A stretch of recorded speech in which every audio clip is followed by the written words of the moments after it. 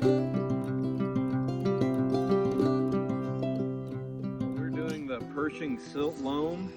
It is the southwest corner of Rathbun Lake in Centerville, Iowa. We're at 40.8 degrees north, 92.9 degrees west. And it is a fine smectitic masic vertic epi-aquif. And the fine, it's just fine grain sized. Smectitic just means that there's a 2-to-1 clay in horizon. The masic is it's just the average Midwest temperature regime. Yeah, it's a vertic epi-aquif soil. Around here is a lot of good farm ground. This once was a lot of farm ground back here before in 1967 is seen flood too often and then started to turn into a lake. Built the dam and stopped there. And the vertic part of that is it's very similar to vertisol soils.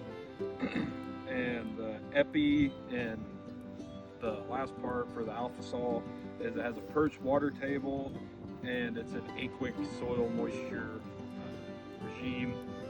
Mainly something notable about the Pershing Silt Loam is it's poorly to moderately drained, and I think that's kind of what the aquic soil moisture regime is, because like Sam said, it did flood frequently. The parent material for this area is loess. The top 9 inches is an ochre epipedon, and the 10 to 60 inches is an argillic horizon. And on the soil maps out here, it showed that of the 5.8 acres that we're standing on, 93.5 of it was the Pershing Silt Loam Soil Series. soil. Something notable about this area is there is an old town at the bottom of that lake. They kind of bought the ground and had everybody moved out, and they just flooded it. This lake is fed from Lake Red Rock, and it feeds the Sheraton River and a couple other smaller rivers and creeks in our area.